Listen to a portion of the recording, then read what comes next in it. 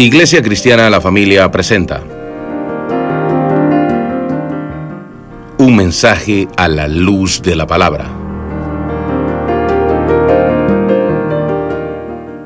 con el pastor Bernardo Ríos. A continuación.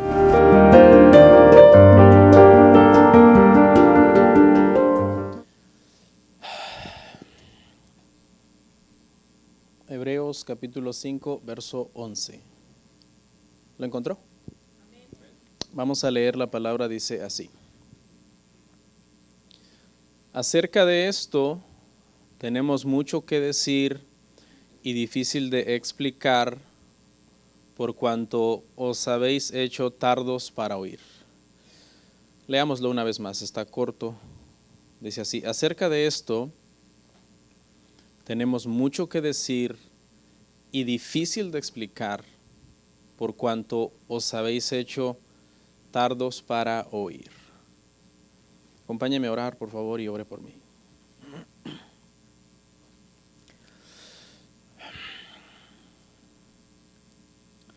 Te doy muchas gracias, Padre, por esta oportunidad, este privilegio de poder predicar tu palabra. Ayúdame, dame fuerzas físicas, Padre, para estar en pie delante de los hermanos. Dame fuerzas, Señor, espirituales para seguir adelante cada día haciendo tu obra, predicando el Evangelio, haciendo tu voluntad en mi vida primeramente, antes de decirle a los demás que hagan tu voluntad. Presentarme como un ejemplo, Señor, y reconozco que sin tu ayuda no lo puedo hacer. Necesito que me des sabiduría, temor en mi corazón, temor a ti por sobre todas las cosas, temor a ti antes que temor al hombre, temor a tu palabra antes que a las ideologías de este mundo. Y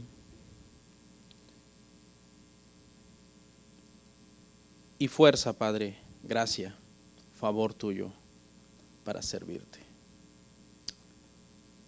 Yo no quiero ofender a nadie este día, pero cuando tu palabra se predica fielmente, ofende a muchos. Y algunas veces uno como pastor se pone triste cuando alguien no soporta el mensaje y se va. Pero realmente, Señor, cuando alguien se va porque no soporta la palabra, no es la iglesia la que está perdiendo una familia. Es esa familia la que está perdiendo una buena iglesia. Así que queremos ser fieles a tu palabra antes que a todo en este mundo. Amén.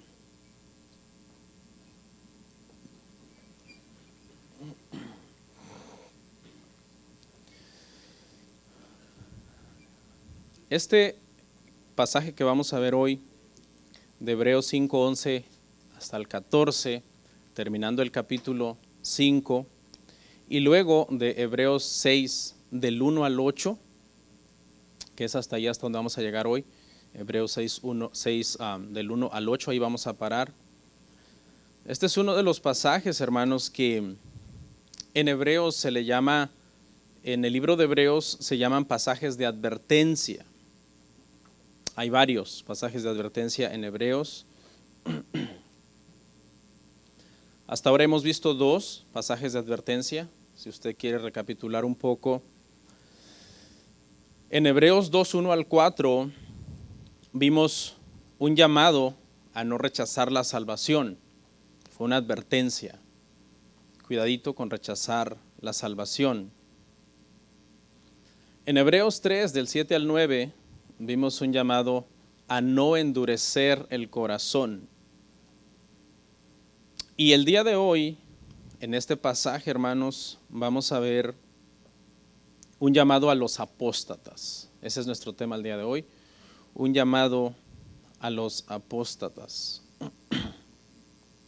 Un apóstata es una persona que escucha el evangelio por muchos años y en esos años aparenta ser cristiano, engaña a todos en la iglesia, porque de hecho hasta actúa como cristiano y habla como cristiano y sirve y se bautiza y toma la cena del Señor y va a evangelizar y hace muchas cosas, pero a final de cuentas sale a luz que acaba dando la espalda a Dios. Y un claro ejemplo de que esto que les estoy diciendo puede pasar es Judas, el apóstol Judas, quien estuvo involucrado en el ministerio del Señor Jesucristo, siendo uno de los apóstoles, y sin embargo, la Biblia dice que era hijo del maligno, nunca nació de nuevo. Siempre estuvo buscando intereses personales dentro del ministerio y al final acabó traicionando al Señor, traicionando a Cristo, vendiéndolo por dinero. Ahora, quiero hacerles una aclaración, hermanos, porque estos pasajes sacados de contexto dieran a entender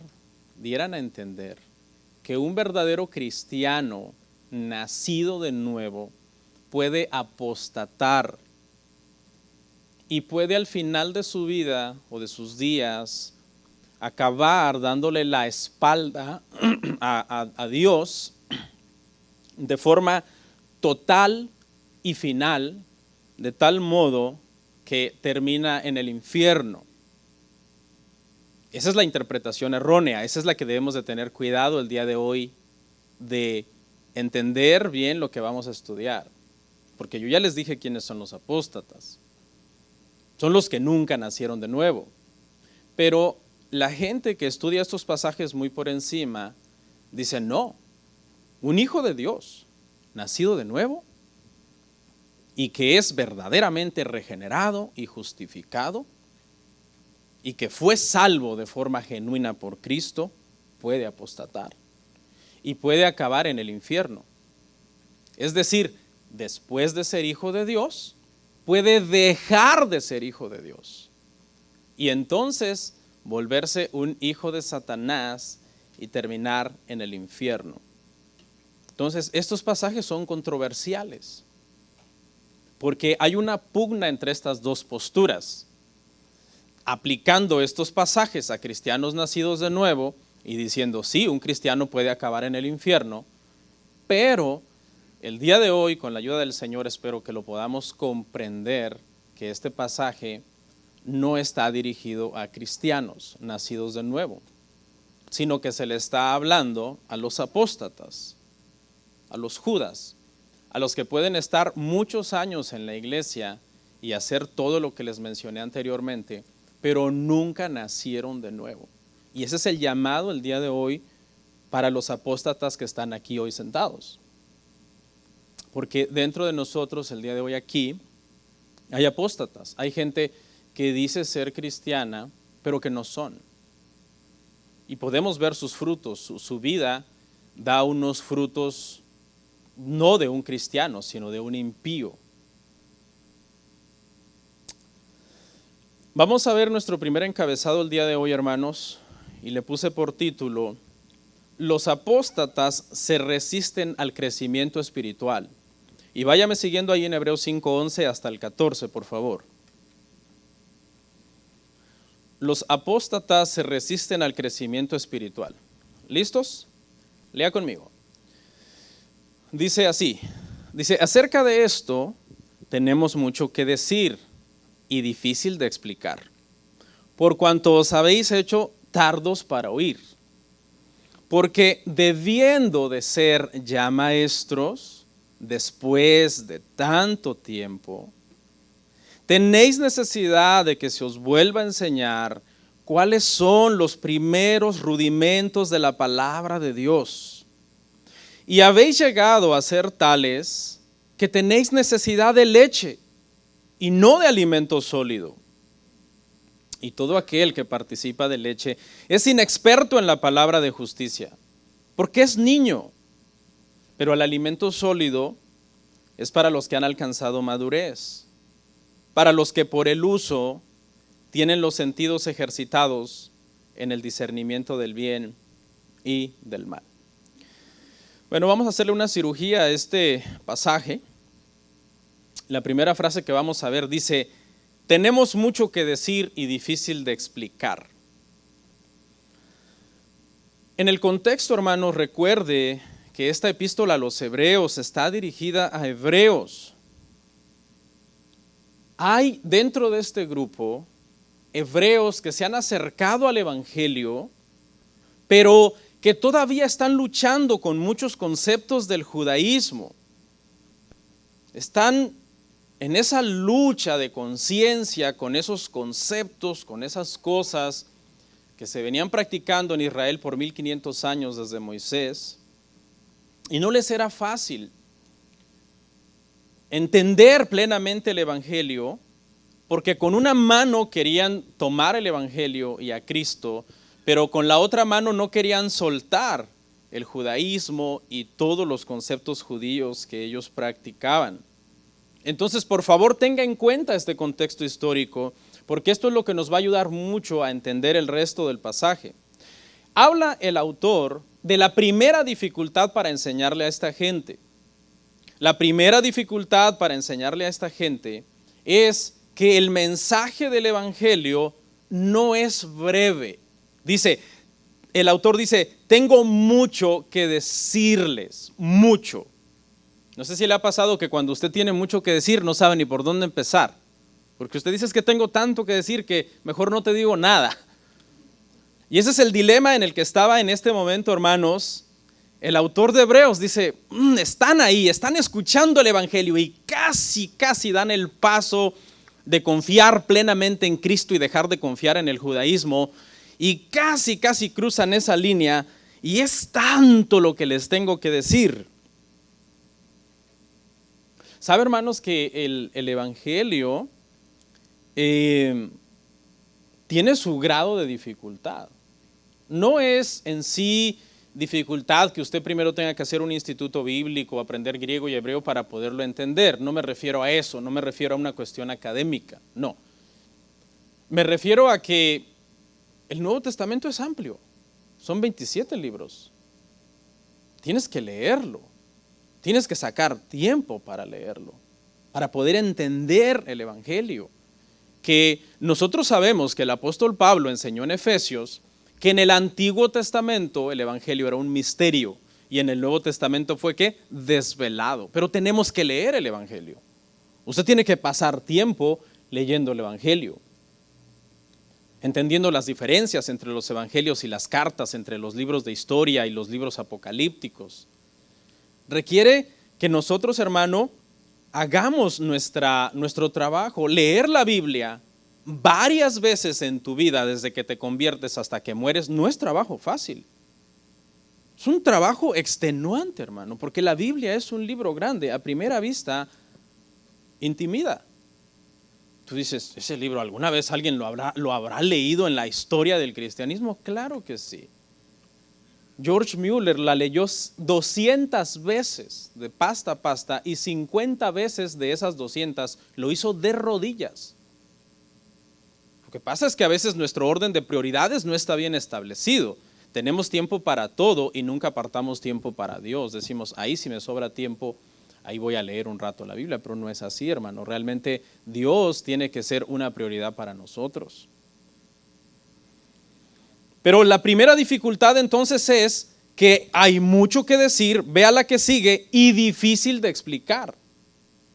En este punto de difícil de explicarlo, el autor se refiere a tener que explicarles, eso era sombra, eso era tipo, ya no lo hagan, eso ya pasó, eso ya se cumplió. Ahora ustedes tienen la realidad, tienen la sustancia, tienen que dejarlo. Y ese proceso es difícil, lo hemos visto, ¿no? Cuando hemos visto de Moisés a Cristo, por qué Cristo es superior a los ángeles, por qué Cristo es superior a los profetas del Antiguo Testamento, por qué Cristo es superior al sumo sacerdote del Antiguo Testamento. ¿Ha sido fácil estudiarlo? No.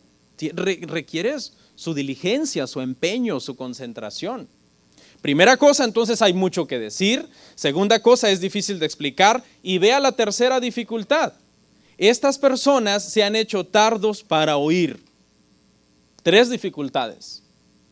Por si usted dice, no, ya me convertí y seguramente el Espíritu Santo me va a revelar toda la verdad y toda la doctrina y toda la teología. No, nosotros tenemos que enfrentarnos a esta situación, que hay mucho material que estudiar, que algunas partes son difíciles de entender y que aparte, si la persona es un negligente que nunca le da tiempo a Dios, se ha hecho tardo para oír, eso es una complicación. Y le voy a explicar a qué se refiere, hermano, esto de tardos para oír.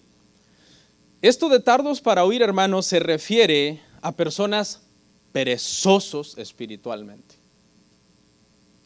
No mire a nadie, pero hay gente, hermano, mire, para las cosas del mundo, tienen una negligencia, hermano.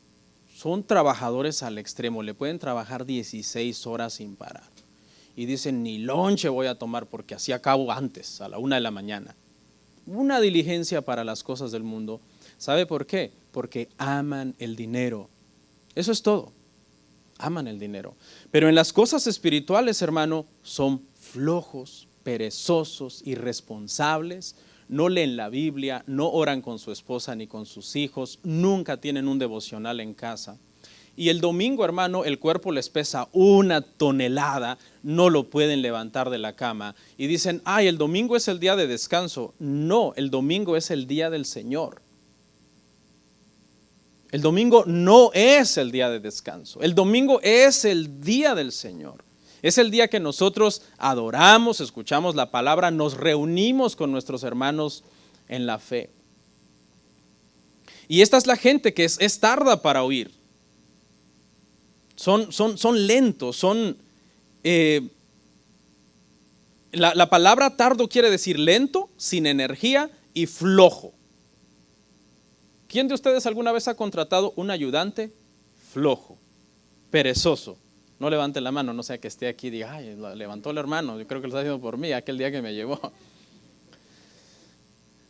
Una vez yo tuve ese privilegio de contratar para que trabajara conmigo a una persona floja.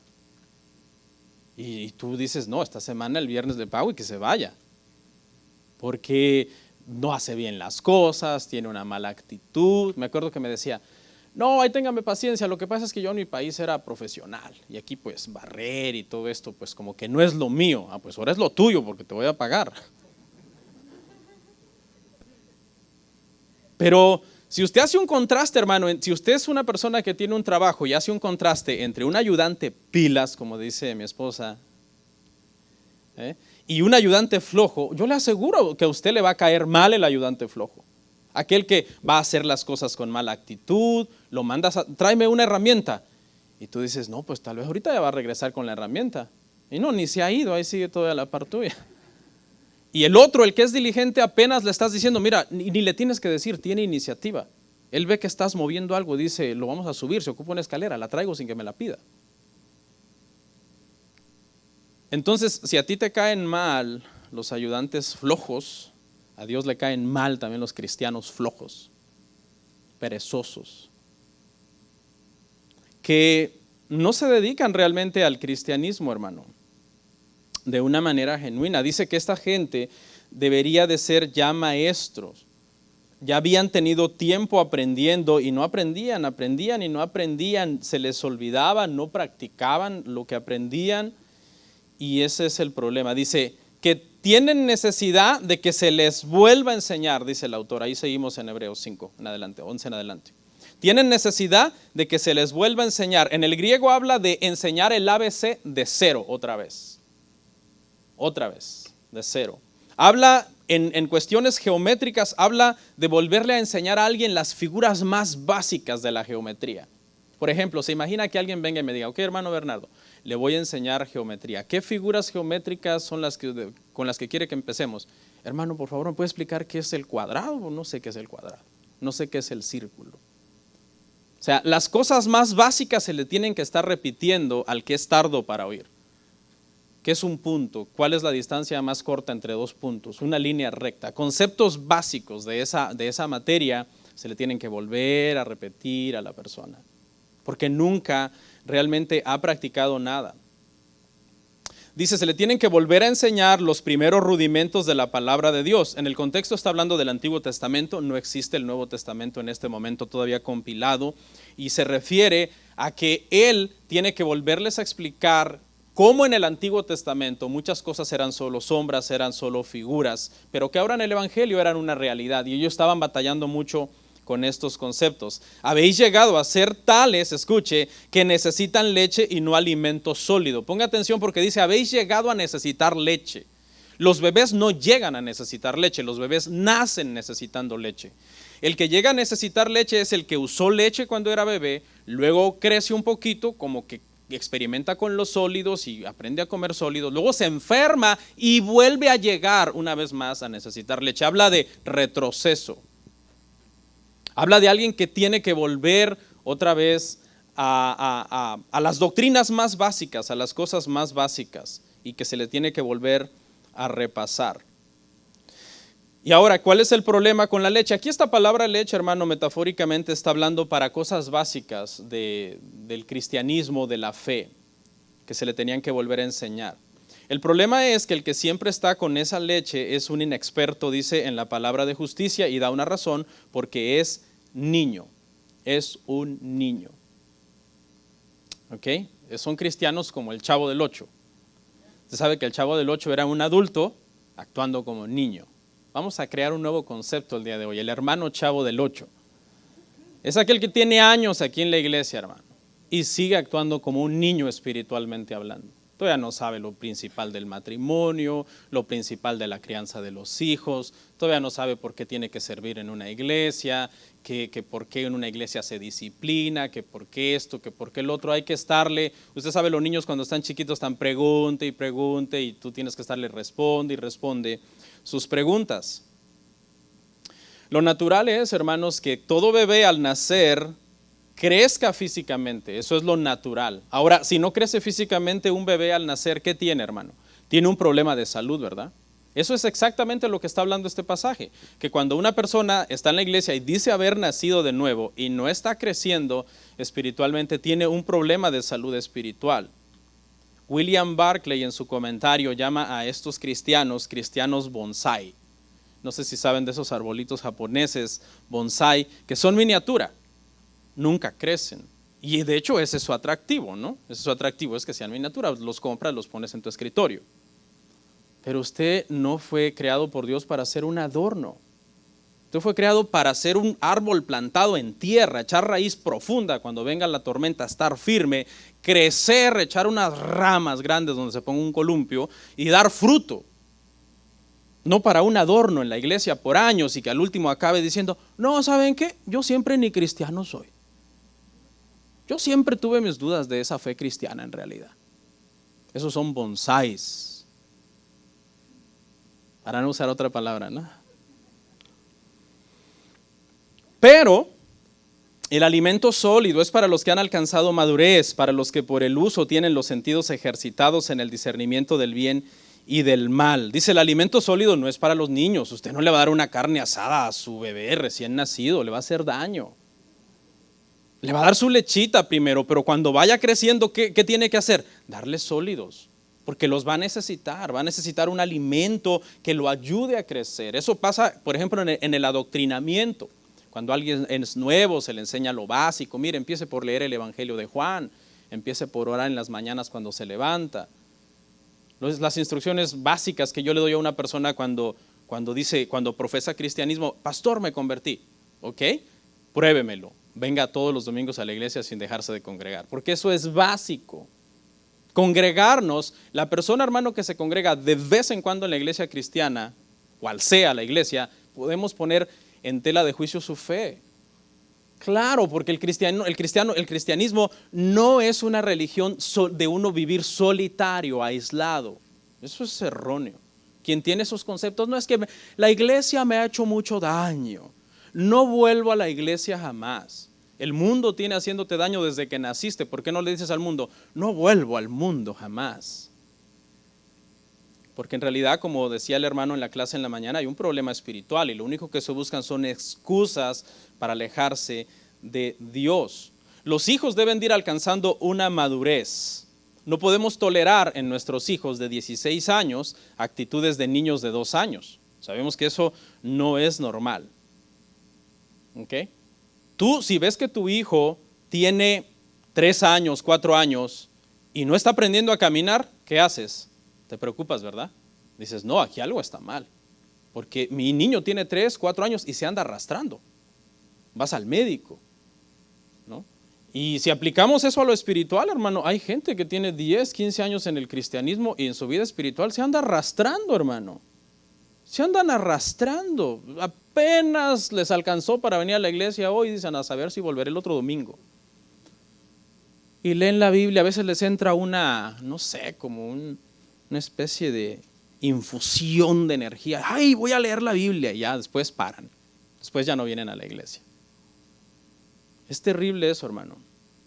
Es terrible. También, por ejemplo, nuestros hijos, ¿qué hacen, hermano, cuando son pequeños y no saben discernir qué es limpio y qué es sucio? ¿Qué hacen nuestros hijos? Hay que andar recogiendo la basura porque si no se la comen. Los niños chiquitos cuando empiezan a gatear 6 meses, 7 meses, 8 meses, si tú no recoges la basura y ellos andan gateando en el piso, ellos la agarran y se la llevan a la boca. No saben discernir entre limpio y sucio. Pero ¿qué pasa si ves a tu niño de 7 años en el basurero comiendo? Entonces, no, este niño tiene un problema, este niño no está bien, tiene un problema. Entonces, del mismo modo, hermano, nosotros cuando vamos creciendo, vamos dejando la leche, adoctrinándonos, estudiando las escrituras, orando con nuestra familia, viviendo una vida piadosa, practicando nuestra fe, vamos discerniendo, no, esto es limpio, esto es permitido por Dios, esto es sucio, esto Dios no lo permite, esto es moral, esto es inmoral. Esto está bien, esto está mal, esto es correcto, esto no es correcto. Pero ¿de dónde viene ese entendimiento, hermano? De que estamos comiendo, mire, sólidos, estamos comiendo la palabra de Dios, estamos siendo enseñados y adoctrinados en la oración, en la lectura de la Biblia, en todos los temas que usted quiera pensar, porque las escrituras, hermanos, son extensas y abundan en todos los temas habidos y por haber para nuestra moral y para nuestra conducta y para nuestra fe. Ahora, si usted no sabe qué dice la Biblia al respecto de un tema y cuando tiene 30 años en el Evangelio, eso es un problema que usted tiene de crecimiento espiritual. Pero nuestros hijos, hermano, con la instrucción van aprendiendo, ¿verdad? Ellos van aprendiendo. Uno los instruye, los corrige, esto sí, esto no. No le haga caso al psicólogo que dice que no le digan no a sus hijos porque los trauma. No, dígales no. No, eso de que los trauma, eso no es cierto, hermano. Eso es falso. La psicología moderna, hermano, es anticristiana. Hay que decirle a los niños lo que es bueno, lo que es malo. Muchos me han preguntado, pastor, ¿a qué edad se comienzan a disciplinar a los niños cuando son bebés? ¿Cómo puedo discernir si el bebé está pecando o está simplemente llorando, pero no es porque está haciendo un berrinche? ¿Cómo discierno entre un berrinche y un no berrinche? La respuesta es fácil, hermano. En cuanto los niños se comiencen a portar mal, no importa qué edad tengan, hay que empezarlos a corregir. No es tan complicado. ¿A qué edad? Si ellos se pueden portar mal, tú los puedes corregir. Pastor, pero tiene 10 días de nacido, no importa. Porque si ya comió, está limpio y está sano, que se calle. No, y si tú le dices no, es no. Por eso mucha gente cuando dice, a saber a qué edad ya los podré corregir, los quieren corregir a los 13 y ya están más perdidos que nada, ya están más desviados que nada. Yo siempre me he preguntado cuando veo a padres que sus hijos andan perdidos en el mundo y que son padres que toda la vida han estado en la iglesia, siempre me he preguntado esto, ¿en qué momento perdieron el control de sus hijos? O sea, ¿en qué momento tú como padre dejaste de ser una autoridad, dejaste de representar temor para ellos, admiración, respeto, alguien digno de escuchar, alguien digno de obedecer, alguien digno de imitar? Yo me pregunto, digo, pero si el hermano ha estado aquí años, ¿por qué sus hijos ya no quieren saber nada del cristianismo?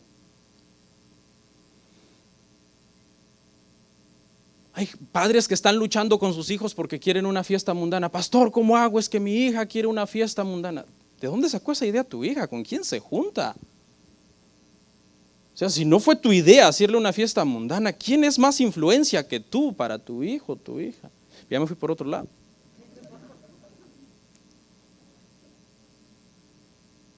¿Hemos sido llamados a ser niños en la Biblia? Sí, pero para la malicia. Para la malicia. Una cosa, hermanos, es niño y niñerías. Un niño es alguien niño de edad. Una niñería la puede cometer alguien de 60 años. Es lo mismo, un infante, es un niño chiquito. Pero un infantil puede ser una persona que tiene 70 años y sigue actuando de forma infantil. Todavía hay matrimonios que ya tienen 70 años de edad, 45 de casados, y cuando se enojan se dejan de hablar. Hágame usted el favor, hermano. ¿Qué nivel de necedad? Bien dice la Biblia, hermano, que la sabiduría no viene con los años, viene con el temor de Dios. Al segundo encabezado vamos, hermanos. Y nos vamos a saltar al capítulo 6. Los apóstatas, no dejan los estorbos que les evitan crecer. Hebreos 6 del 1 al 3. Lea conmigo rápido, que me quedé mucho tiempo en el pasado. Los apóstatas no dejan los estorbos que les evitan crecer.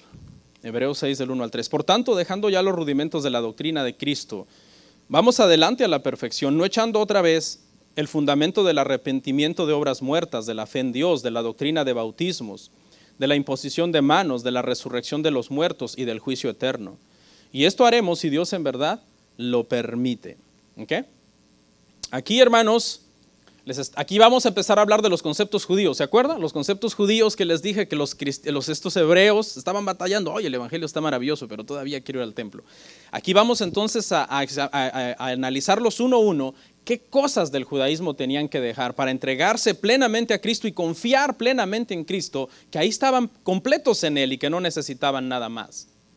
En esto lo que el autor dice, eso apuntaba a. Eso en el judaísmo antes apuntaba a Cristo. Ahora ustedes están en Cristo. No tienen por qué estar aferrados a lo que apuntaba a Cristo. Están en Cristo.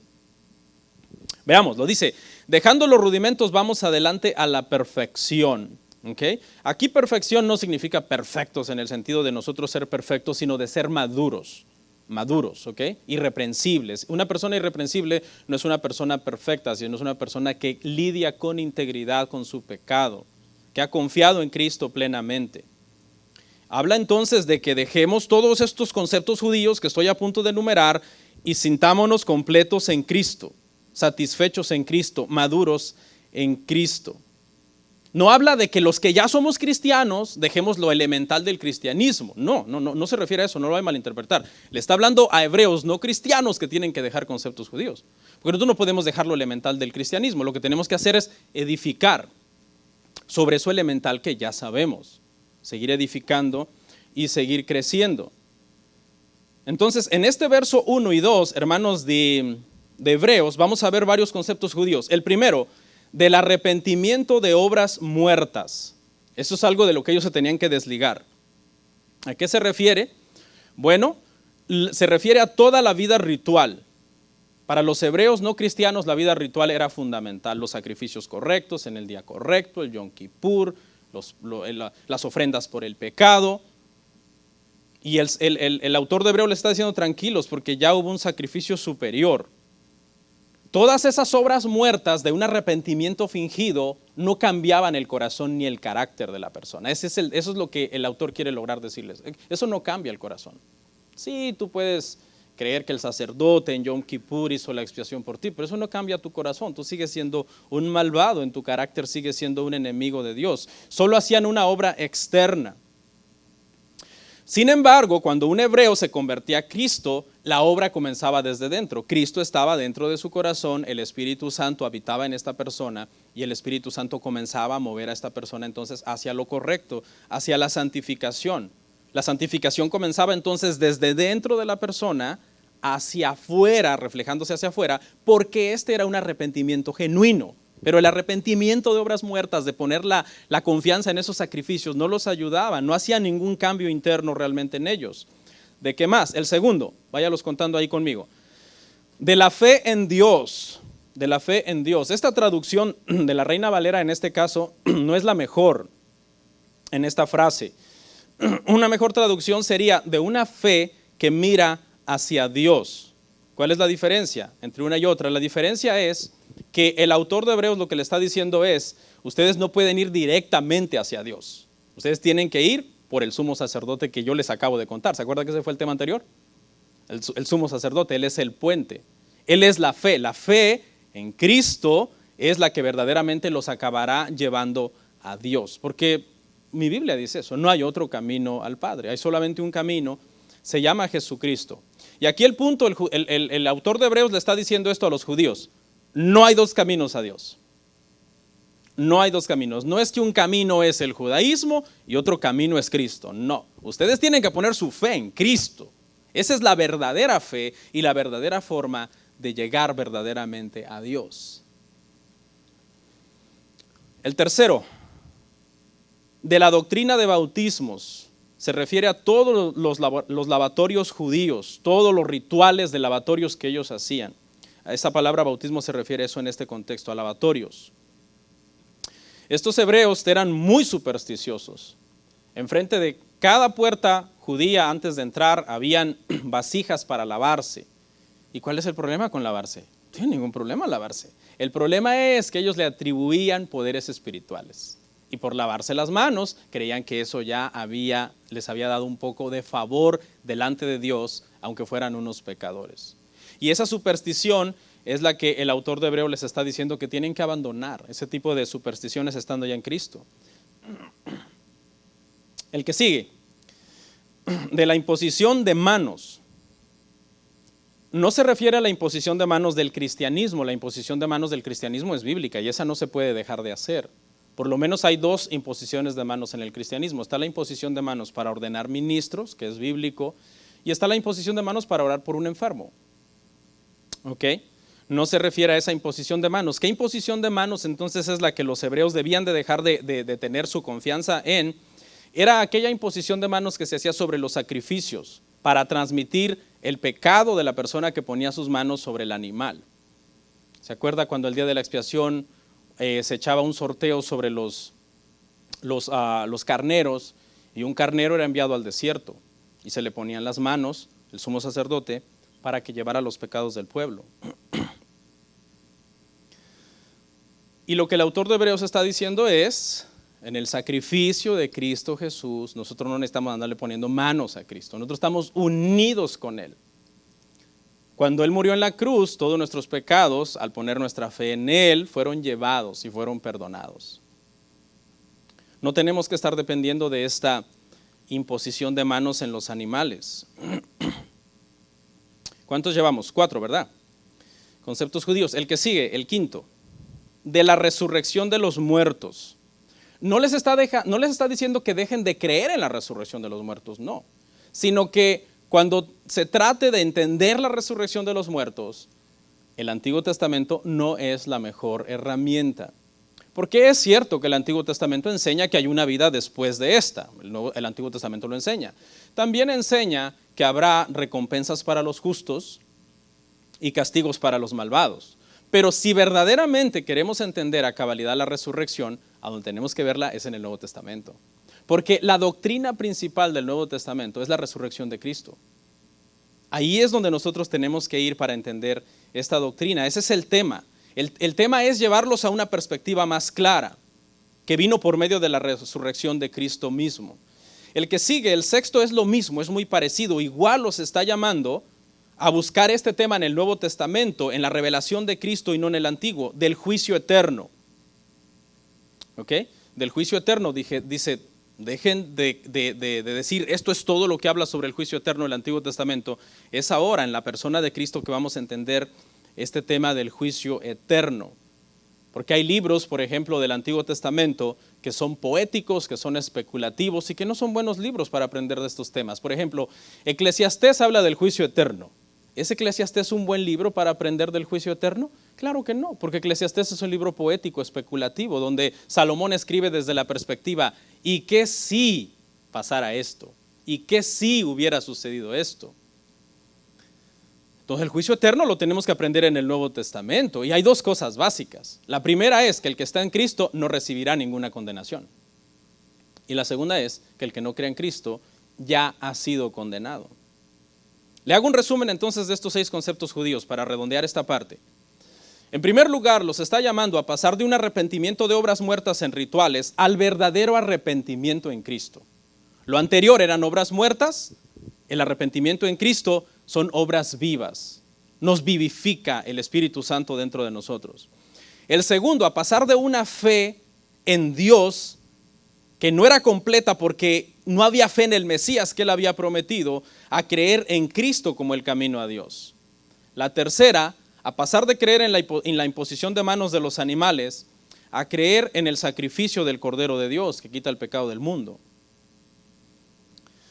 Y la cuarta, poniendo los dos últimos juntos, a pasar del ABC borroso, no claro, incompleto del Antiguo Testamento sobre el juicio eterno y sobre la resurrección de los muertos, a pasar a estos temas claros, bien explicados, con ilustraciones a todo color, en la vida y obra de nuestro Señor Jesucristo. Eso es lo que les está diciendo. Y por último, en esta parte, algo bien importante. La frase que dice, hermanos, ahí en el último verso, en el 3, esto haremos si Dios en verdad lo permite. O sea, estas personas necesitaban la ayuda de Dios para despojarse de todos estos conceptos judíos. No era fácil, hermano. Decir cómo, ya porque vino este hombre y murió en una cruz, se va a dejar de hacer lo que por 1500 años la nación ha practicado. ¿Cómo es eso? Bueno, ahí es donde entra el Señor, porque del Señor es la salvación. Era el Señor el que hacía la obra en la vida de un judío para sacarlo de todo eso. Alguien dirá, ¿y cómo lo sabemos? Porque lo vimos exactamente en la vida del apóstol Pablo, quien dijo, lo tengo todo por basura para ganar a Cristo. ¿Y quién era Pablo? El más grande de los religiosos judíos. Entonces es difícil, pero ¿y qué si Dios hace la obra? No es imposible.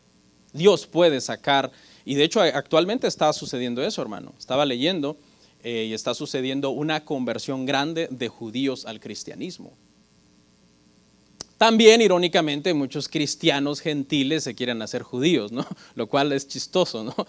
Pero porque los judíos verdaderos viniendo a Cristo, entendiendo que es en Cristo que van a ser salvos y luchando para despojarse de todos estos conceptos judíos, y gentiles, hermano, abrazando estos conceptos judíos, creyendo que ese es el camino, abandonando el verdadero camino. Es risible, pero mucha gente llega a ese nivel de ignorancia precisamente porque son tardos para oír. Fueron niños toda la vida, nunca aprendieron el evangelio. Vamos a nuestro tercer encabezado, hermanos. Los apóstatas participan de muchas bendiciones del evangelio, pero no de la salvación. Y aquí es donde vamos a poner atención, hermano. Quiero que ese encabezado lo vuelva a leer conmigo y lo medite. Los apóstatas participan de muchas bendiciones del evangelio, pero no de la salvación. Leemos el verso 4 y 5, hermanos. Hebreos 6, 4 y 5. Leamos ahí con atención. Dice así, porque es imposible que los que una vez fueron iluminados y gustaron el don celestial y fueron hechos partícipes del Espíritu Santo y asimismo gustaron de la buena palabra de Dios y de los poderes del siglo venidero. Esos son los dos primeros versos que vamos a analizar. Ahora, quiero que subraye la parte que dice, porque es imposible. Subráyela. Porque, ¿qué es lo que es imposible? Eso no lo dice a continuación. Primero da una lista de cosas que esta gente experimenta y que al final acaba siendo imposible algo. ¿Pero qué? Bueno, eso lo vamos a ver en el siguiente encabezado. ¿Qué es lo que es imposible? Bueno, para adelantárselas y no dejarlos en ascuas, es imposible que se salven. Entonces, eso lo vamos a ver, pero vamos a analizar primero esto. Ok, ¿quiénes son estas personas? Estas personas son los apóstatas que yo le mencioné al principio. Le di una definición bien sencilla de qué es un apóstata. Un apóstata es una persona que profesa cristianismo por muchos años. Sirve en una iglesia, se bautiza, toma la cena del Señor. De hecho, hasta moralmente hubo mejoras en su vida y en su matrimonio, porque empezó a aplicar principios al matrimonio y a la crianza de hijos. Pero resulta que esta gente nunca nació de nuevo, porque dentro de toda la lista de cosas que menciona, y que ya se las voy a explicar porque algunos seguramente dicen, no, pero aquí está claro que son cristianos, nunca menciona una cosa que es bien importante, que es la justificación o la regeneración, que es el nuevo nacimiento, es la doctrina de nacer de nuevo. Es el proceso en donde antes nosotros éramos pecadores y en el nuevo nacimiento llegamos a ser nuevas criaturas, las cosas viejas pasaron y aquí todas son hechas nuevas en nuestra vida. ¿Ok? Entonces vaya conmigo ahí, hermano, y vamos a ir viendo uno por uno de estos que son apóstatas. Esto se lo estoy diciendo por adelantado, son apóstatas. Mi trabajo es tratar de probárselo con las escrituras, ¿ok? Una vez fueron iluminados, eso es lo primero. Vaya ahí marcándolo uno por uno si quiere con diferentes colores, porque vamos a ver varias cosas por las que esta gente pasó. Las bendiciones de las que participaron sin ser nunca salvos. Mucha gente dice que esta expresión, ser iluminado, se puede referir a que las personas tenían la percepción intelectual de la palabra de Dios. Es decir, escucharon y escucharon y escucharon y escucharon y tenían bastante percepción de la palabra de Dios. Eran iluminados en ese sentido. Judas era un iluminado en ese sentido. Había escuchado las mejores enseñanzas de labios del mismo maestro. Todo mundo es iluminado automáticamente al estar ante las enseñanzas de Jesús. Jesús es la luz del mundo. Su mensaje es luz. Pero le quiero hacer una pregunta. Cuando Jesús pasaba iluminando por ciertas ciudades donde lo odiaban, ¿la gente se salvaba? No se salvaba porque no creían, porque no escuchaban con fe. Eso lo vimos en un tema anterior. ¿Se acuerda qué les pasó a todos los hebreos en 40 años, a los israelitas 40 años en el desierto? Que dice que al final no entraron porque oyeron y nunca oyeron con fe. ¿Sí? Una persona puede estar en esta iglesia oyendo el evangelio 100 años y terminar en el infierno. Porque oír, hermano, es importante, pero es necesario que venga acompañado de una fe que salva. Le voy a dar algunos ejemplos, por ejemplo, de esto que yo le estoy diciendo. Balaam es un apóstata en la Biblia. Es una persona que está aparentemente siendo un siervo de Dios y al final acaba siendo un apóstata. Y tuvo iluminación. En su momento Dios abrió sus ojos y pudo ver a un ángel con una espada desenvainada. ¡Wow! ¡Qué tremenda iluminación! ¿Y se convirtió a Cristo? Nunca se convirtió a Cristo. Acabó siendo un apóstata. Pero pastor, Dios lo usó. Dios puede usar hasta una mula. Usted se ha dado cuenta que en algunas oportunidades Dios llama siervos a paganos. Les doy dos ejemplos. Nabucodonosor y Ciro, reyes paganos. Y Dios los llama mis siervos. Y tú dices, wow, siervos. Sí, pero no siervos en el sentido de un cristiano. Nosotros somos siervos de Cristo, esclavos de Cristo para hacer su voluntad. A estos paganos se les llama siervos en el sentido de que los usó para una misión X. Se acabó. En ese sentido les sirvieron a un propósito de Dios, pero no porque hayan sido nacidos de nuevo. Gente piadosa que amaba a Dios y su doctrina. Y eso pasó exactamente con Balaam. Fue iluminado, pero eso no significa salvación, como muchos lo entienden. Muchos entienden que esta palabra aquí, iluminado, significa salvación. Pero habla de estar presente cuando se expone la Escritura. Cuando la sabiduría de Dios es enseñada. Judas estuvo ahí.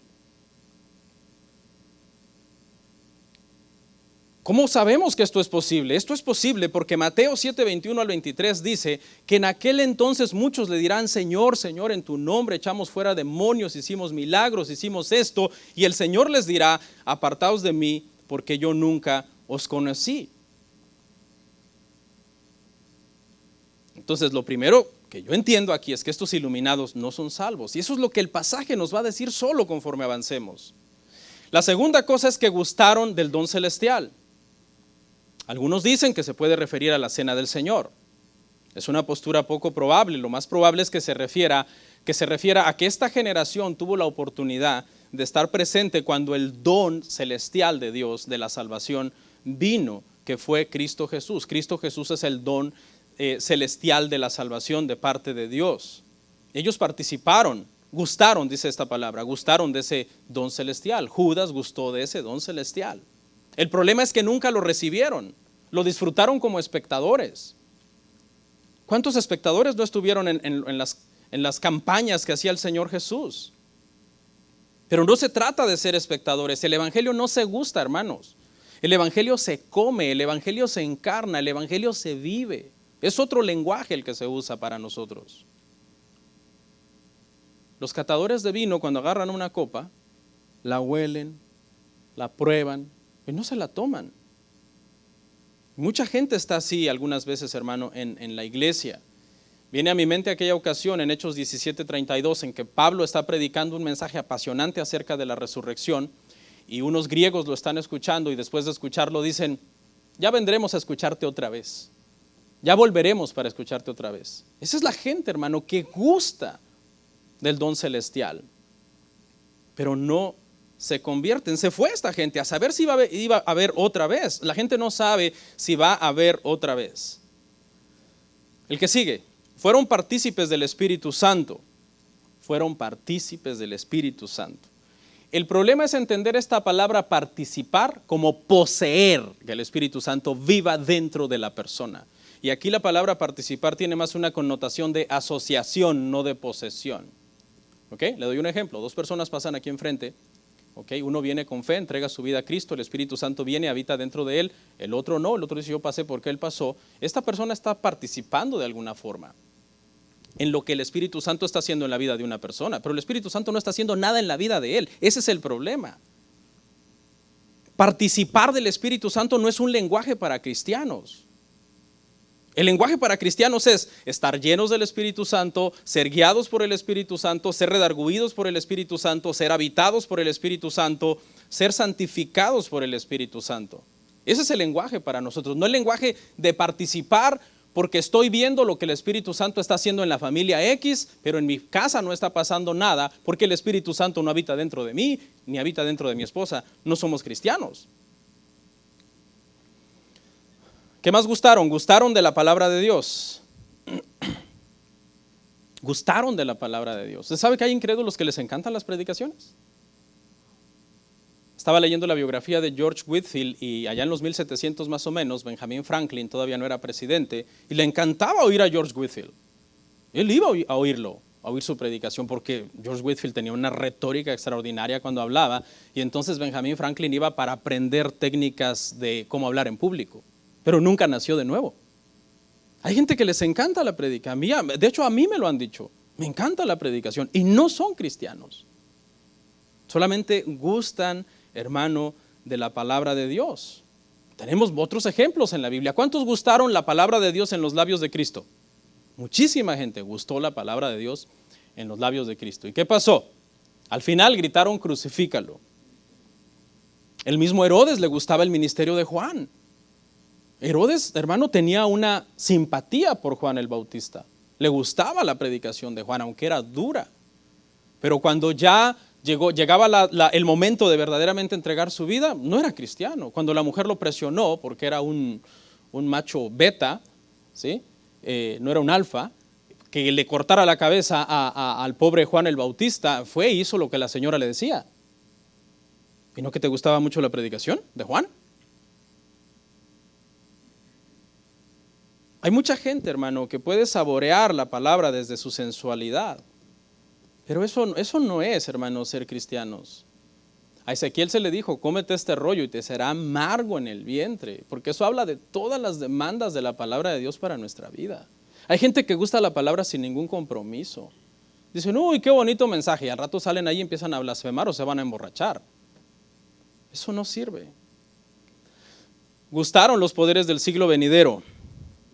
Fueron espectadores de muchos milagros, a eso se refiere esto, estos poderes del siglo venidero, porque fue en el ministerio de Cristo y sus apóstoles en el siglo I que más milagros hubo en toda la Biblia.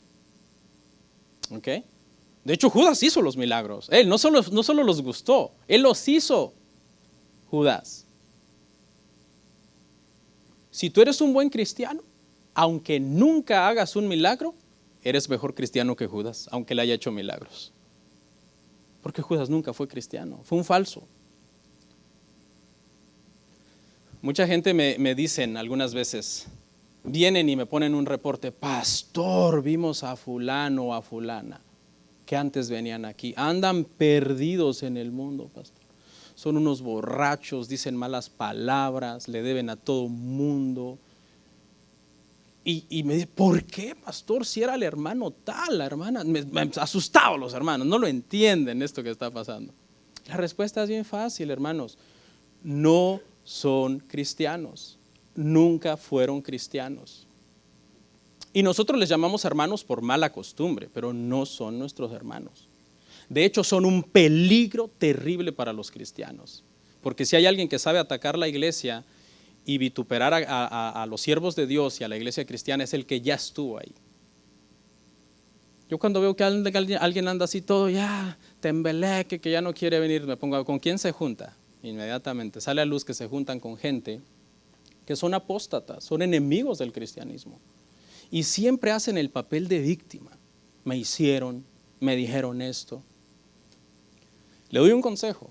Cuando un hermano se vaya de la iglesia y le venga con esas quejas, confróntelo, dígale, ok, vamos con los hermanos. ¿Qué dice usted que le hicieron o que le dijeron? Porque muchas veces, hermanos, son mentiras. No se deje engañar, hermano. ¿Ok? Terminamos. El último encabezado, los apóstatas al final serán condenados. Aquí es donde vamos a comprobar que sí le está hablando a apóstatas, porque la Biblia se interpreta sola. Los apóstatas al final serán condenados. Y recayeron, sean otra vez renovados para arrepentimiento, crucificando de nuevo para sí mismos al Hijo de Dios, exponiéndole a vituperio.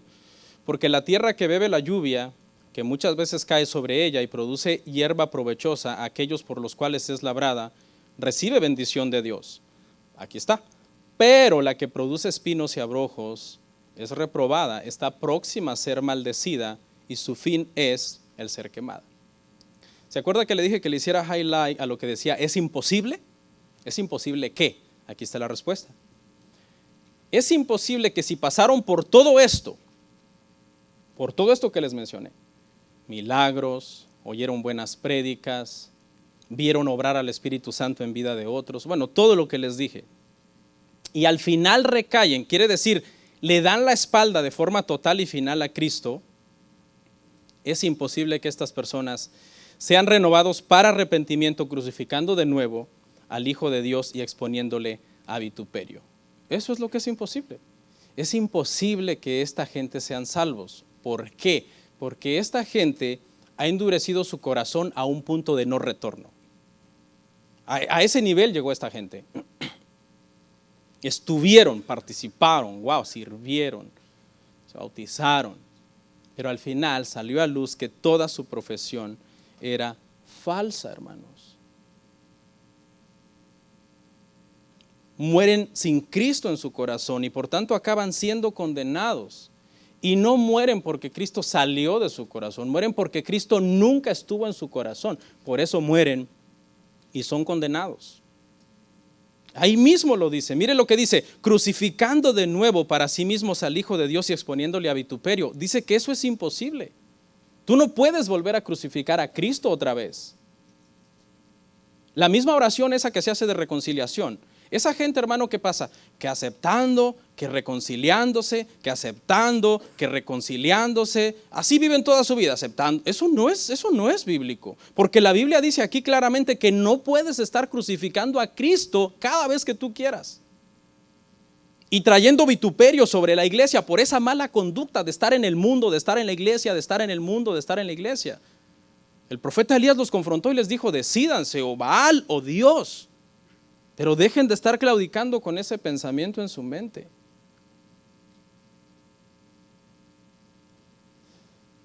Y por último dice la frase final, la buena tierra recibe bendición de Dios, la mala tierra produce espinos y abrojos, es reprobada y está próxima a ser maldecida y su fin es el ser quemada. Fíjese todas las similitudes y la diferencia al final. Ambas son tierra, todos los que estamos aquí oyendo el Evangelio, ¿ok? Ambos reciben la misma lluvia, la lluvia del Evangelio. Todos estamos oyendo el Evangelio. Ambas tierras son labradas en el sentido de que, por ejemplo, estamos trabajando para que usted sea un cristiano, un buen matrimonio, viva una vida piadosa. Pero ambas tierras dan diferente fruto. Una produce, dice, espinos y cardos y abrojos, es maldecida, ha sido reprobada por Dios, está pronto a ser quemada. Y la otra dice que produce hierba provechosa para los que la labran.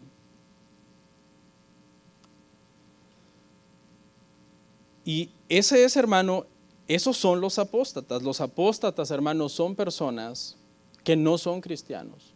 Eso no quiere decir, hermano, que los que somos cristianos somos perfectos. Pero hay una clave, hermano, del que es cristiano. El cristiano, hermano, perseverará hasta el final. Esa es una clave del cristiano. El cristiano perseverará hasta el final. El que se quede en el camino y acabe dando la espalda totalmente, de forma total y final a Cristo y muera, será condenado. Eso es lo que dicen las Escrituras acá. Pero quiero con esta línea cerrar y quiero que esto le quede claro. Desde lo que yo entiendo, viendo este pasaje y analizándolo profundamente, nunca fueron cristianos. Y un verdadero cristiano, donde yo lo entiendo, si quiere lo podemos discutir después, es imposible que acabe apostatando de forma final, de forma total, al final de sus días, al final de su vida. Vamos a orar. Comparte, suscríbete, dale like. Gracias por tu sintonía. Hasta la próxima. Bendiciones.